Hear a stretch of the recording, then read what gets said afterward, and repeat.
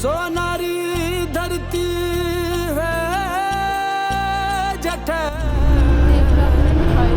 Extreme পর্যায়ে চলে এসেছি।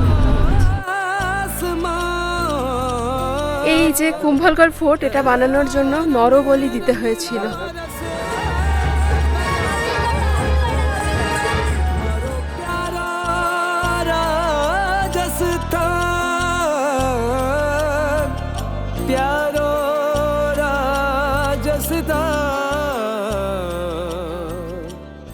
দেখা যাচ্ছে চেতাক সার্কেল, এইদিকে সব 26শে জানুয়ারির প্যারেডের প্র্যাকটিস হচ্ছে, আর এই রাস্তাটা চলে যাচ্ছে কুম্ভলগড়ের দিকে। এই যে আমাদের কুম্ভলগড়ের বাস দাঁড়িয়ে আছে, অলরেডি ড্রাইভার উঠে গেল, সাথে আমি উঠে যাবো। আর এদিকে প্রিয়াঙ্কা ফোন করছে, ভাবছে আমি ছাড়া পড়ে গেলাম।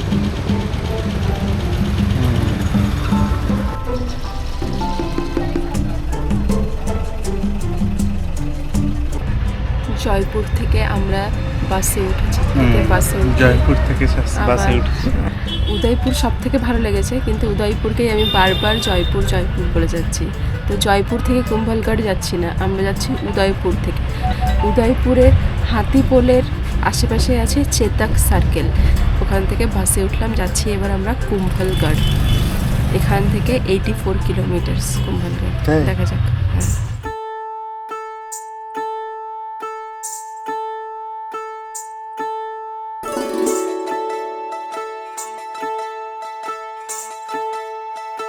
বাস কিছু দূর এগোতেই যেন আমরা সেই ঝাঁ চকচকে উদয়পুর পেছনে ফেলে পৌঁছে গেলাম এক গ্রামীণ পরিবেশে।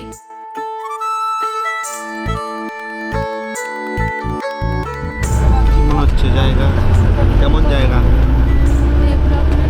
একদম এক্সট্রিম পর্যায়ে চলে এসেছি মনে হচ্ছে। এখানে ভারত শেষ, মাটির রাস্তা, বিশাল গ্রাম, রুরাল এরিয়াতে আবার চলে এসেছি আমরা। একটা শহরে ছিলাম, আবার রুরাল এরিয়াতে এসে গেছি।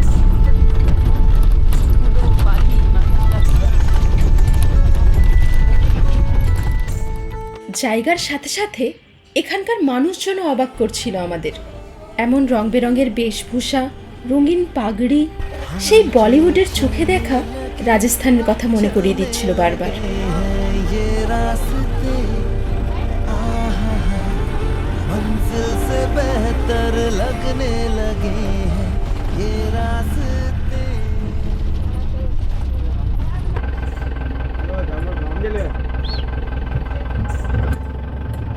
এমনই সব প্রত্যন্ত গ্রাম পেরিয়ে পৌঁছলাম গালওয়ারা। সেখান থেকে অটো রিজার্ভ করে এবার যাচ্ছি কুম্ভলগড় ফোর্ট।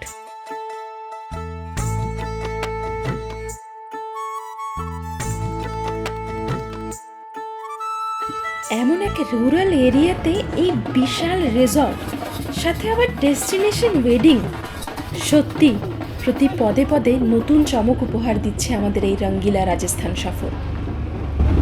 শুধু টিভিতেই দেখেছিলাম যে রাজস্থানে সব ডেস্টিনেশন ওয়েডিং করতে আসে, এখন আমরা নিজের চোখে দেখছি কত টাকা থাকলে এরকম করতে পারে লোকে।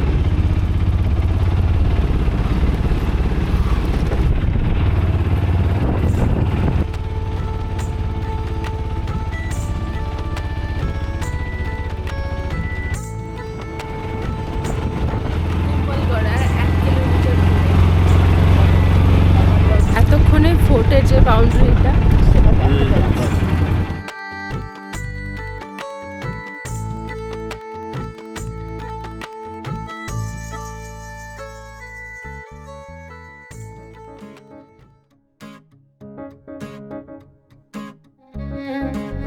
Kumbhalgarh, the great wall of India.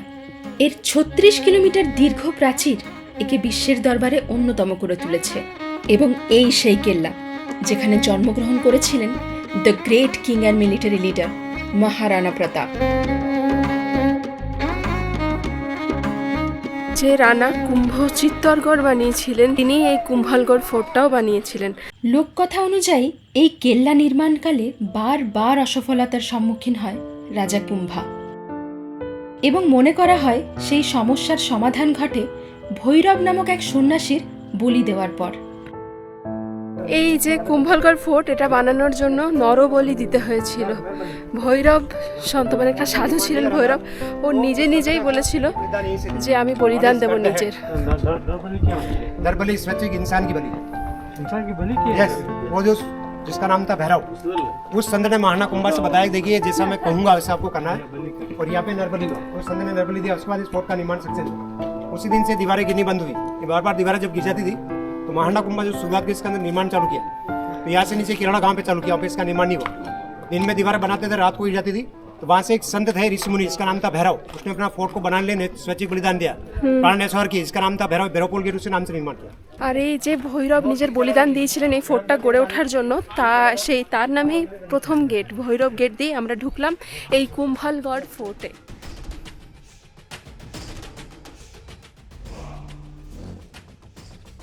17 bar attack হয়েছে এই ফোর্টের ওপর, আর অ্যাটাকটা অবশ্যই মুঘলরাই করেছে। 1457 খ্রিস্টাব্দে প্রথম অ্যাটাক হয়েছিল এই ফোর্টের ওপর, আর সেই অ্যাটাক করেছিলেন মোহাম্মদ খিলজি এই ফোর্টের ওপর, কিন্তু হেরে গেছিলেন। 17 বারই অ্যাটাক হয়েছে কিন্তু মুঘলরা জিততে পারেননি কুম্ভার কাছে। কুম্ভ এত শক্তিশালী ছিলেন এবং তার রাজত্বেই মেবার পরিণত হয় উত্তর ভারতের সবচেয়ে শক্তিশালী রাজত্বে। তার প্রতিপত্তির উদাহরণ দিতে গিয়ে অনেক ইতিহাসবিদই তাকে সেই সময়কার দক্ষিণ এশিয়ার সর্বশ্রেষ্ঠ শাসক হিসেবে অভিহিত করেছেন। आज भी देखिए पत्थर ये टूटा हुआ, दीवार के अंदर अटका हुआ, गिरा नहीं। ये कब हुआ था ये अटैक? ये 1578 1578। किसने किया था? शाबाश खान। শাবাশ খান 1578 যে অ্যাটাক করেছিল এটার উপর, তারই সেই ক্যাননের গোলার দাগটা রয়ে গেছে পাথরের উপর এখনো।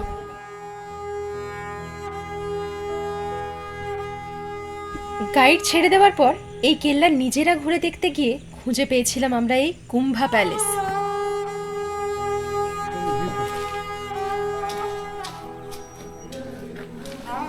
আর গাইড কেমন ওখানে নিয়ে গিয়ে তুমি রেখে দিল আমাদের, এটা তো অদ্ভুত ব্যাপার। এটা কোথায় আছিস? এটা কোথায় আছিস? এটা আছে আমরা কুম্ভ মহলের ভেতরে, কুম্ভলগড়ে কুম্ভ মহল, মানে যে যিনি বানিয়েছিলেন, হ্যাঁ তার মহলের ভেতরে। গাইড তো আমাদেরকে এগুলো দেখায়নি, আমরা নিজেরাই এক্সপ্লোর করতে করতে কুম্ভমহল দেখলাম, তারপরে এই জায়গাটাতে চলে এলাম। জানি না এটা কি, তবে মনে হচ্ছে একটা ঘরই ছিল। হ্যাঁ, কুম্ভমহলের মধ্যে এটা রাজার তার মানে ঘর ছিল, বা ওনার যে সার্ভেন্টসরা ছিলেন তাদেরই ঘর হবে। হ্যাঁ, হতে পারে, কারণ এখানে পুরো ভিউটা পাওয়া যাচ্ছে, তো হয়তো এটা রাজারই ঘর হবে। মানে গাইডরা কতটা ঠকাচ্ছে এই কুম্ভলগড়ে বুঝতেই পারছো তোমরা।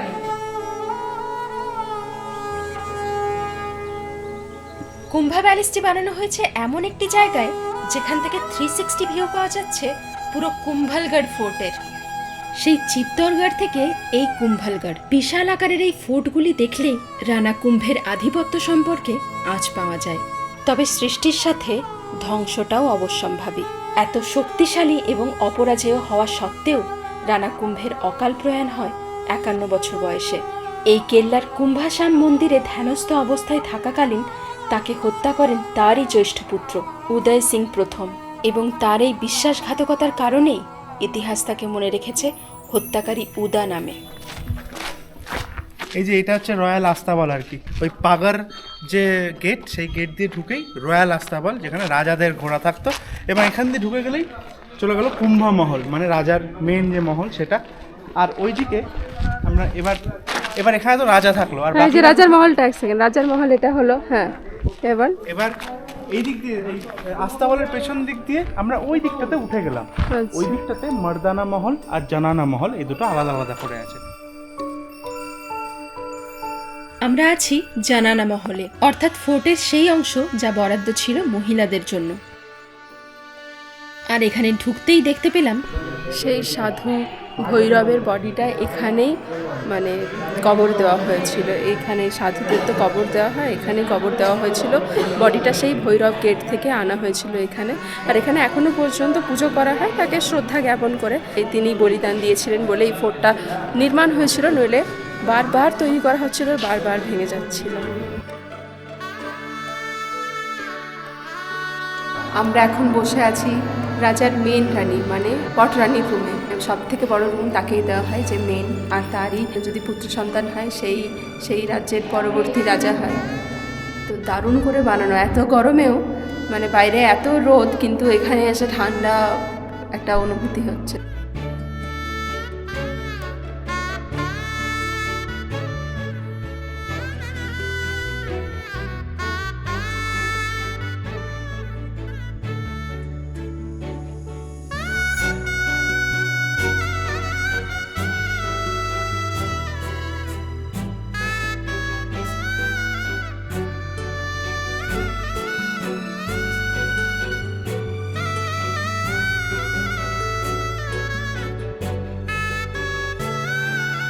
কুম্ভালগার ফোর্টটা বেশিরভাগটাই বন্ধ, কিন্তু শুধু জানানা মহল যেটা সেটাই একমাত্র খোলা উপরের প্যালেসে।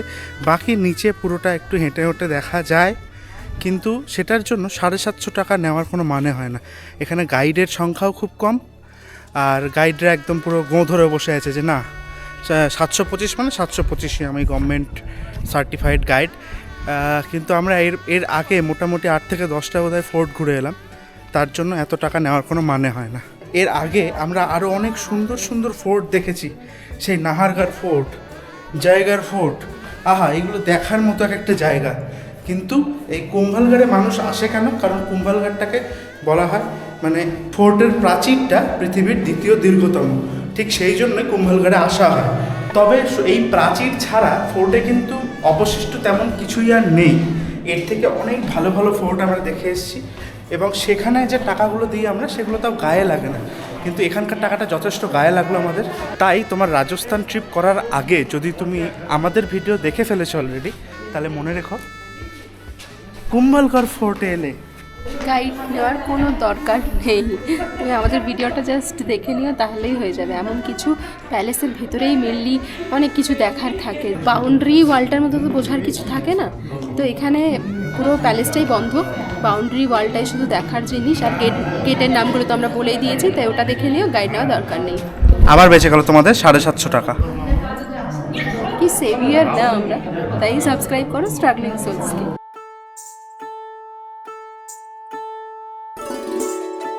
আমরা জানানা মহল দেখা শেষে নিচে ফেরার পথে দেখতে পেলাম সেই বিল্ডিং যেখানে 9 মে 1540 খ্রিস্টাব্দে আমাদের ভারতের গর্ব মহারানা প্রতাপ এখানে জন্মগ্রহণ করেছিল।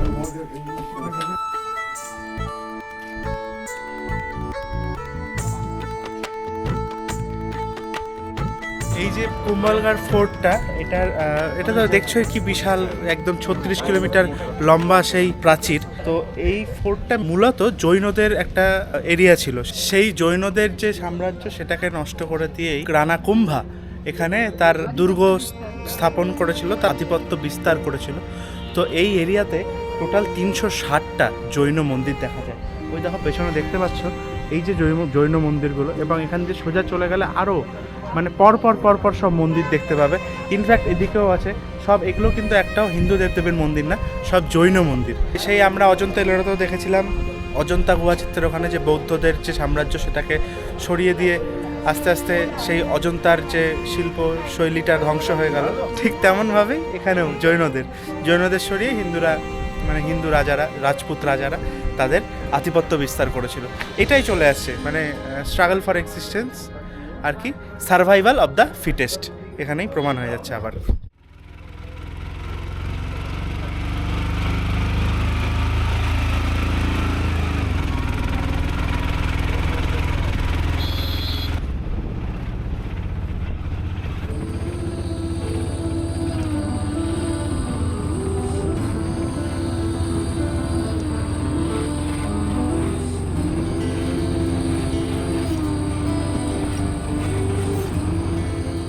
শুধুমাত্র ফোর্টটাই আছে, তো ফোর্ট তো দেখা হয়ে গেল। এরপরের আমাদের ডেস্টিনেশন যোধপুর, তো সেই পথেই আমরা রওনা দিয়েছি। আজকে তো যোধপুর পৌঁছতে পারবো না, 177 কিলোমিটার, যেটা আমাদের ডিস্টেন্সটা কভার করতে মোটামুটি 6 ঘন্টা লেগে যাবে রাস্তার যে অবস্থা। তো তাই জন্য আর এই কুম্ভালগড় থেকে বাসও পাওয়া যায় না, একটা জাংশনে যেতে হবে যেটার নাম চারভুজা, সেখান থেকে সব জায়গায় বাস পাওয়া যায়। তো আজকে আমরা কি করব, চারভুজাতে গিয়ে স্টে করব, যাতে কালকে সকাল সকাল চারভুজা থেকে ডাইরেক্ট আমরা যোধপুরের জন্য রওনা দিয়ে দিতে পারি। তো এখন আমরা কুম্ভালগড় থেকে বাসে উঠে যাচ্ছি চারভুজা।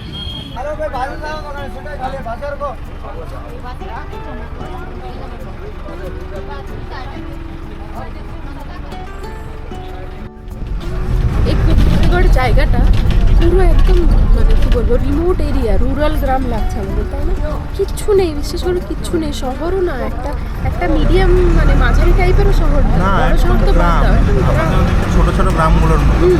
তো তার মধ্যে এত বিশাল বিশাল বাড়ি কেন? বাড়ির বাইরে স্করপিও দাঁড়িয়ে, কারো বাড়ির বাইরে রয়্যাল এনফিল্ড, নেক্সা আবার মানে গাড়ি নিয়ে বসে আছে এক্সিবিশন করে। বুঝতে পারছি না, বুঝতে পারছি না কিছু আমরা। গ্রামের লোকের এরকম পয়সা, মানে গ্রামেও এরকম মানে টাকা পয়সার উৎপাদন হয় নাকি ল্যান্ডস্কেপটাই এরকম মানে দেখতে আমাদের মনে হচ্ছে যে একদম গ্রাম, কিন্তু গ্রাম নয়, বুঝতে পারছি না কিছু একটা, সত্যিই কনফিউজিং। চারিপাশটা পুরো মাটির রাস্তা বলতে পারো এখনো, মানে যাচ্ছি যে মাটির রাস্তা দিয়ে যাচ্ছি যে এরকম টাইপ। এখনো ডেভেলপমেন্ট চলছে, কিন্তু তার মধ্যে এই বিশাল বিশাল বাড়ি। এটা একটা অদ্ভুত ব্যাপার মনে হচ্ছে রাজস্থানে, এটাই একটা অদ্ভুত ব্যাপার মনে হচ্ছে। মানে উদয়পুরের পর বেরোনোর পর থেকে এমন রাস্তা দিয়ে আমরা আসছিলাম, সে ধুলোয় অন্ধকার, ব্যাগ অন্ধকার হয়ে গেছে ধুলোয়।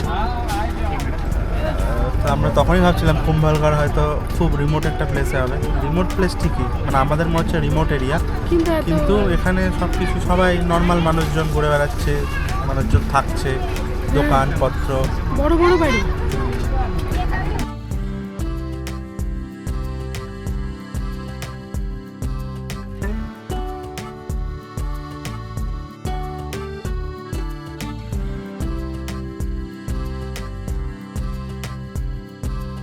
প্রায় 1.5 ঘন্টা মতো বাস জার্নি করে পৌঁছলাম আমরা চারভুজা।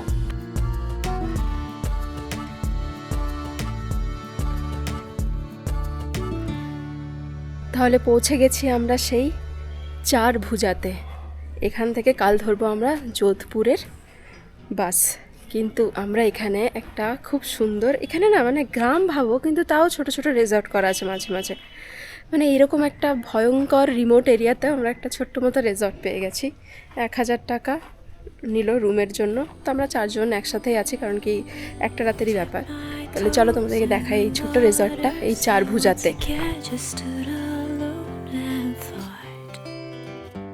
Should I run my way, or follow my heart and stay around the fire?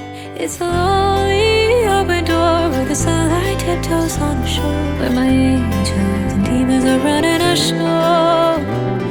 Like a dream back in the woods, my hazy high and broken heart looking right up to the sky and floating away with time.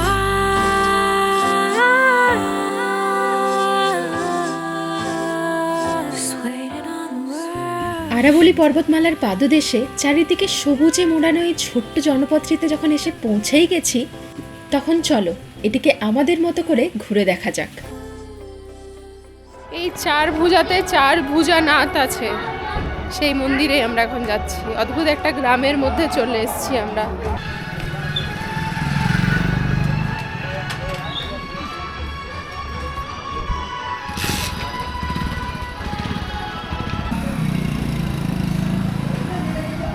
বাজারের মধ্যে দিয়ে হাঁটতে হাঁটতে আমরা চলে এলাম সুরজপুর, মানে সুরজ দ্বারের সামনে, সূর্য দ্বারের সামনে।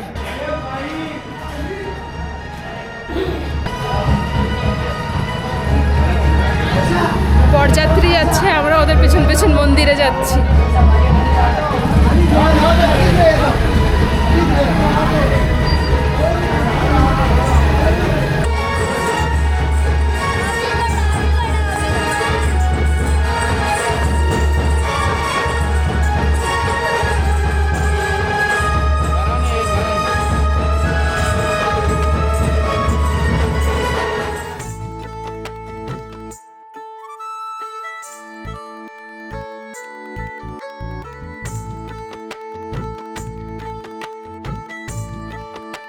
লোককথা অনুযায়ী এই চারভুজানাথের স্থাপনা এখানে পাণ্ডবরা করেছিলেন।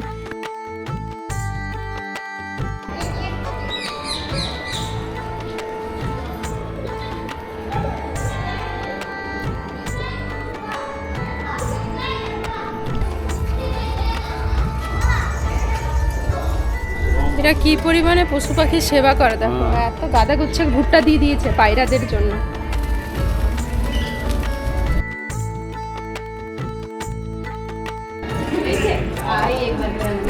দর্শন করলাম চারভুজানাথের দারুণ সুন্দর মন্দিরটা। আর যে বরযাত্রীগুলো আসছিল তারা এখানে ঠাকুরের আশীর্বাদ নিয়ে চলে গেল বিয়ে করতে। दिन भर खुला रहता है, 12 बजे सिर्फ 20 मिनट बाद रहता है मिलता है। सुबह 8 बजे शाम को भी 7 बजे तक खुला रहता है। যে দাদুটার সাথে কথা বলছিলাম তিনি বললেন এটা পাণ্ডবদের সময়কার, যেরকম নীলকণ্ঠ মহাদেব দেখেছিলাম আমরা টেহেলাতে, সেরকমই এটাও পাণ্ডবরাই এই মূর্তির এখানে স্থাপনা করেছিলেন। তারপর মন্দিরটা পরে বানানো হয়, ভালোভাবে পুনর্নির্মাণ করা হয়, কিন্তু মূর্তি মহাদেবের যে মূর্তি দেখলাম সেটা পাণ্ডবদের দ্বারাই স্থাপিত।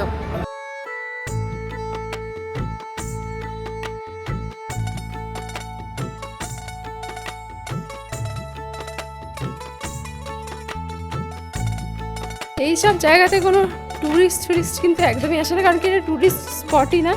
তো এই ইয়েটা দেখে কুম্ভলগড় দেখে বেরিয়ে যায় যোধপুর, নয় কুম্ভলগড় দেখে চলে যায় উদয়পুর।